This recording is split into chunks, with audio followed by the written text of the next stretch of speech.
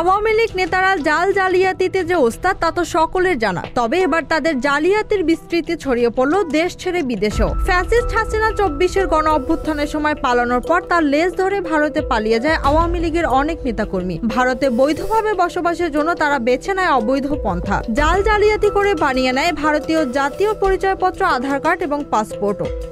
সম্প্রতি ভারতের enforcement directorate ED গ্রেফতার করেছে আজাদ নামে এক বাংলাদেশি নাগরিককে, যিনি দীর্ঘদিন ধরে অর্থের বিনিময়ে বাংলাদেশি নাগরিকদের অবৈধভাবে ভারতীয় আধার কার্ড, ভোটার আইডি এবং পাসপোর্ট তৈরি করে দিতেন। এমনটি জানিয়েছে ভারতীয় সংবাদ মাধ্যম হিন্দুস্তান টাইমস। ওই প্রতিবেদনে উল্লেখ করা হয়, তিনি শুধু সাধারণ অনুপ্রবেশকারীদেরই নয়, বরং বাংলাদেশ থেকে পালিয়ে আসা কিছু প্রভাবশালী আওয়ামী লীগ নেতাকর্মীদের জন্য ভারতে স্থায়ীভাবে বসবাসের সুযোগ করে দিচ্ছিলেন। মোটা অঙ্কের অর্থের বিনিময়ে আধার কার্ড, পাসপোর্ট এবং অন্যান্য গুরুত্বপূর্ণ সরকারি নথিপত্র তৈরি করে দিতেন আজাদ।